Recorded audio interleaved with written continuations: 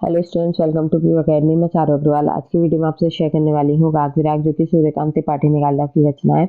और इसके हम इम्पोर्टेंट क्वेश्चन देखने वाले हैं। इसके पार्ट 3 आने वाले हैं, ठीक है। ये पार्ट 1 है।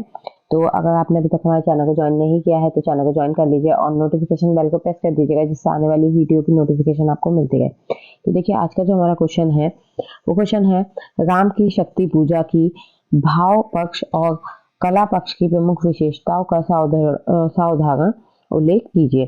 ठीक है, तो यहाँ पे देखिए, जो कि आपका सिलेबस है जिसमें कि राग विराग पुस्तक लगी हुई है, तो इसका सिर्फ राम की शक्ति पूजा वाला जो भाग है वो लगा हुआ है। ठीक है, तो राम की शक्ति पूजा का जो भाव पक्ष है और कला पक्ष है, इसकी विशेषताओं को आपको उदाहरण के साथ बताना है। इसके अलावा इस क्वेश्चन को इस तरह से भी पूछा जा सकता है कि राम की शक्ति पूजा का साहित्यिक मूल्यांकन कीजिए। ठीक है, दोनों में ही ये सेम चीज आएंगी, चाहे आपसे भाव पक्ष, मतलब ऐसा होता है कि शॉर्ट क्वेश्चन भी पूछा जा सकता है। शॉर्ट क्वेश्चन में आपसे इस तरह से पूछा जा सकता है कि राम की शक्ति पूजा के भाव पक्ष को बताइए या उसके कला पक्ष को बताइए, तो अलग अलग भी पूछा जा सकता है। ठीक है, तो क्वेश्चन किस तरीके से आता है और आप किस तरह से करते हैं उस पर डिपेंड करता है। बाकी क्वेश्चन इंपॉर्टेंट है, तो इसे अच्छे से समझ लीजिएगा और अच्छे से याद कर लीजिएगा। ठीक है, चलिए आंसर देखते हैं। आंसर देखिए, महाकवि सूर्यकांत त्रिपाठी निराला द्वारा रचित राम की शक्ति पूजा एक लघु प्रबंध काव्य है। देखिए, सबसे पहले आपको ये पता होना चाहिए कि आप जो रचना पढ़ रहे हैं वो किसने लिखी है, रचना कौन सी है, कि उसका कौन सा भाग है और वो रचना किस तरह की रचना है। ठीक है, यानी कि उसकी विधा क्या है। ठीक है, तो यहाँ पे सूर्यकांत त्रिपाठी निराला है, जिनकी जो रचना है राग विराग, उसके अंदर एक पाठ है, एक खंड है राम की शक्ति पूजा। ठीक है, तो हमें वही हमारे सिलेबस में लगा हुआ है, तो वही हमें पढ़ना है। और ये क्या है, इसकी विधा क्या है, ये एक लघु प्रबंध काव्य है। ठीक है, तथा इसका भाव पक्ष जितना उद्यान एवं भव्य है, कला पक्ष भी उतना ही सुगठित एवं संयम है। यानी कि देखिए, भाव पक्ष कौन सा होता है, भाव पक्ष वो होता है जिसमें हम भावों को दिखाते हैं। कहने का मतलब है कि कोई भी आपका जो पद होता है उसका जब आप भावार्थ निकालते हैं, उसके भावों को दर्शाते हैं, वो होता है भाव पक्ष। और कला पक्ष होता है जो उसमें प्रयोग किए गई व्याकरण होती है, वो कला पक्ष के अंदर आती है। जैसे कि अलंकार हो गया, छंद हो गए, रस हो गई, शक्ति हो गई, तो ये सब जो चीजें आती हैं ये किस में आती हैं, कला पक्ष में आती हैं। ठीक है, इस कारण साहित्यिक वैशिष्ट्य भी प्रमुख ही है, यानी कि इसका साहित्य वैशिष्ट्य कैसा है, प्रमुख है, यानी कि अच्छा है। ठीक है, अब देखिए, पहले भाव पक्ष देखते हैं। राम की शक्ति पूजा में विविध भावों का कवि ने बड़ा ही मनोरम वर्णन किया है।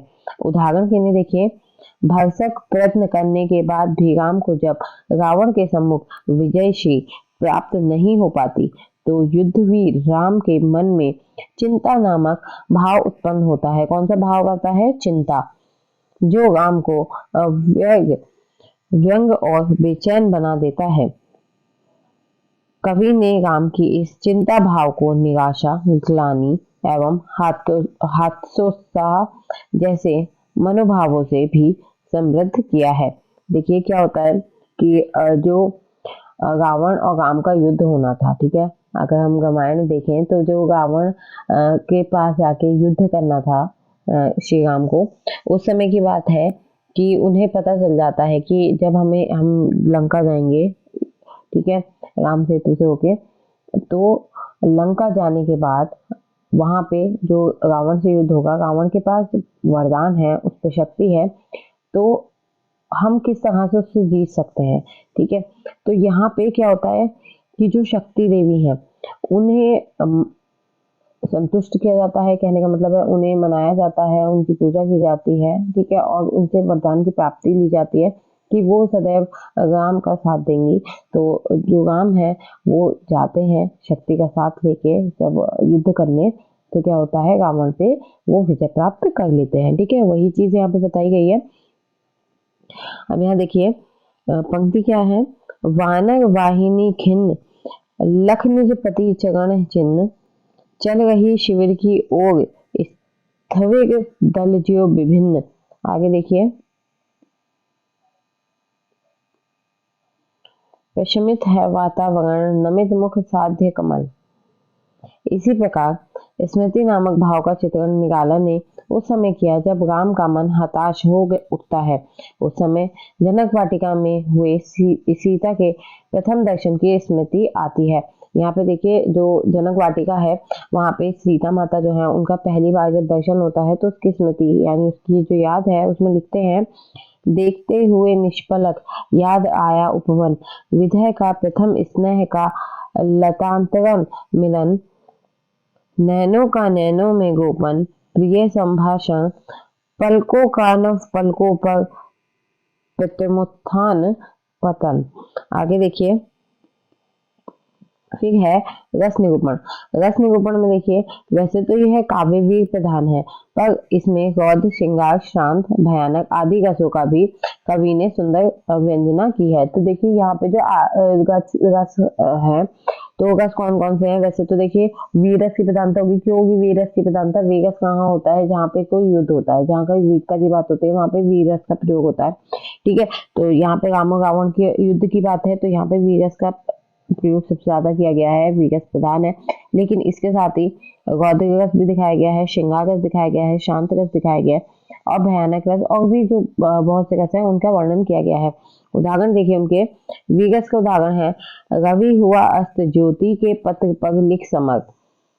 आगे देखिए, इसके बाद है वियोग श्रृंगार। वियोग श्रृंगार क्या है? जानकी हाय उद्धार प्रिया का न हो सका। फिर शांत रस आता है, हनुमान की भक्ति भावना है। फिर देखिए वात्सल्य में, सहसा नभ में अंजना रूप का हुआ उदय, बोली माता तुमने कवि को जब लिया निगल, तब नहीं बोध था तुम्हें रहे बालक केवल। उसके बाद देखिए, फिर आता है कल्पना विधान।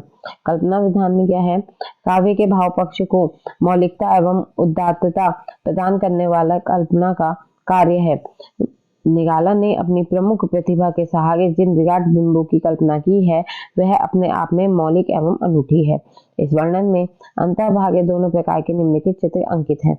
देखिए, दृढ़ जटा मुकुट हो, विप्रस्य प्रतिलठ से खुल, फैला पृष्ठ पर बाहुओं पर, वृक्ष पर विपुल, उतरा ज्यो दुर्गम पर्वत पर नैशांधकार, चमकी दूर ताराएं ज्यो ही कहीं पार। इसी प्रकार की कल्पना पार्वती एवं शंकर के विभिन्न के सम्मिलित चित्र में भी की गई है। ठीक है, तो यहाँ पे जो शंकर पार्वती का अर्धांगिनी वाला रूप देखते हैं, उसकी बात की गई है कि उस चित्र में भी ऐसा वर्णन किया गया है। आगे देखिए, प्रकृति चित्रण। निराला जी ने प्रकृति को वातावरण निर्माण एवं संदिग्ध वर्णन के रूप में चित्रित किया है। यहाँ दो उदाहरण इसके प्रस्तुत हैं। पहला देखिए वातावरण निर्माण में, हे अमानिशा उगलता गगन घन अंधकार, खो रहा दिशा का ज्ञान स्तंभ है पवन चार। संदिग्ध में देखिए, शत घूर्णावत तरंग भंग उठते पहाड़, जल राशि राशि जल चढ़ता खाता पहाड़। आगे देखिए, नेक्स्ट है चरित्रांकन। राम की शक्ति पूजा के सभी पात्र पौराणिक है, परंतु फिर भी कविवर निराला ने राम, पवन पुत्र तथा विभीषण के चरित्रों की पौराणिकता को अक्षुब्ध रखते हुए अभिनवता से मंडित कर दिया है। राम साधारण युद्धवीर है, जिसमें समस्त मानवीय कमजोरियां हैं, तो महाबली रावण के पराक्रम एवं शौर्य से आतंकित राम का मन शंकाकुल हो उठता है। स्थिर रघुविंद को हिला रहा फिर संशय, रह रह उठता जग जीवन में रावण जय भय। हनुमान का चरित्र भी सक्रिय राम भक्त के रूप में उभरा है। विभीषण मात्र घर का भेदी नहीं, एक सच्चा सखा, प्रेरक, मंत्रणादाता के रूप में सामने आता है। अतः चरित्रांकन भी सहज और स्वाभाविक एवं मनोवैज्ञानिक है। अब देखिए भाव पक्ष कंप्लीट हो गया है। अब आता है आपका कला पक्ष। कला पक्ष है राम की शक्ति पूजा का कला पक्ष विशिष्ट प्रौढ़ परिष्कृत है, जिसके माध्यम से भाव अभिव्यक्ति अति सहज हो उठती है। भाषा देखिए इसकी, निराला ने इस बात का सदैव ध्यान रखा है कि उसकी भाषा कथ्य को तदिशक तथ्य की, उनकी मानसिक भाव एवं तत्संबंधी बिंब को ज्यों का त्यों प्रभावोत्पादक रूप में सटीक शब्दों में व्यक्त कर सके। राम की शक्ति पूजा में कवि ने खड़ी बोली के विविध रूपों का प्रयोग किया है। सरल रूप देखिए, बोली माता तुमने कवि को जब लिया निगल, तब नहीं बोध था तुम्हें रहे बालक केवल। कलिष्ठ रूप देखिए, कलिष्ठ रूप है आज का तीक्ष्ण शग विधत, क्षिप्र कर वेग प्रखर, शत शैल संवरणशील नील नभ गर्जित स्वर। और सामाजिक रूप है रावण प्रहार दुर्वार विकल वानर दल बल मूर्छित सुग्रीव गद भीषण गर्वाक्ष गए नल। फिर देखिए अलंकार विधान।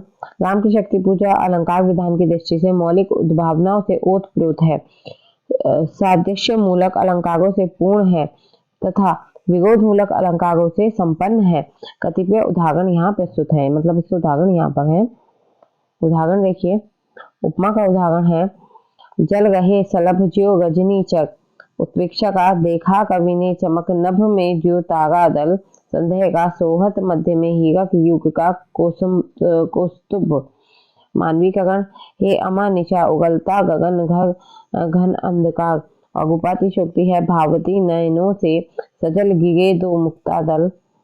छंद विधान देखिए, इस काव्य में निराला ने 24 मात्रा वाले एक ऐसे नूतन छंद का प्रयोग किया है जो गतिशील है, त्वरयुक्त है और ओजपूर्ण भावों को अभिव्यक्ति प्रदान करने में अपूर्ण एवं अद्वितीय है। कुशल काव्य शिल्प निराला ने 8-8 मात्राओं की यति के उपरांत 3-3 पदों के योग से एक ऐसा सुंदर और सशक्त छंद बनाया है जो कृतिकार के सर्वथा स्वच्छंद एवं उन्मुक्त स्वभाव का प्रतीक है। डॉक्टर द्वारिका प्रसाद सक्सेना के अनुसार 3 अष्टकों के संयुक्तीकरण से निर्मित कवि का यह नूतन छंद छायावादी युग की नूतन कला, विधायिनी एवं नवोन्मेषशालिनी प्रतिभा का घोतक है, क्योंकि इसमें अद्भुत गति है, अनुपम शक्ति है और भाव वाहन करने की अपूर्व क्षमता है। इसके बाद देखिए औदित्य। औदित्य में आता है लोंजाइस के अनुसार औदित्य सर्वदा अभिव्यक्ति की विशिष्टता और उत्कृष्टता है। निराला की इस कविता में औदित्य गुण विद्वान है, निम्न पंक्तियों से सशक्त एवं उद्यम आवेग है, बिंब सर्जन की शक्ति है, उत्कृष्ट काव्य रचना है, गरिमा मंडित तथा तेजपूर्ण रचनागत शिल्प विधान है। ये अश्रु रमा के आते ही मन में विचार उद्वेल हो उठा, शक्ति खेल सागर अपार हो शशित पवन 49 पिता पक्ष में तुमुल, एकत्र वक्ष पर वाह वाष्प को उड़ा अतुल, शत घूर्णावत तरंग भंग उठते पहाड़, जल राशि राशि जल पर चढ़ता खाता पहाड़। उपसंहार देखिए, यह वर्णन विवेचन स्वतः ये पुष्ट करने में समर्थ है कि राम की शक्ति पूजा भाव शिल्प दोनों ही दृष्टि से हिंदी साहित्य की एक अनमोल अमूल्य निधि है। ठीक है, इसी के साथ आपकी वीडियो कंप्लीट होती आया हूँ। वीडियो आपको पसंद आई होगी। वीडियो पसंद आई हो तो वीडियो को लाइक कीजिएगा, शेयर कीजिएगा अपने दोस्तों के साथ और चैनल को सब्सक्राइब करना ना भूलें। साथ ही टेलीग्राम चैनल को ज्वाइन कर लीजिएगा, उसका लिंक आपको डिस्क्रिप्शन में मिल जाएगा। और इसके अलावा जो 3 बुक्स हैं वो कंप्लीट हो चुके हैं। अगर आपने अभी तक वो वीडियोज नहीं देखी, लिंक आपको डिस्क्रिप्शन में मिल जाएगा, वहां से जाके आप चेक कर लीजिएगा।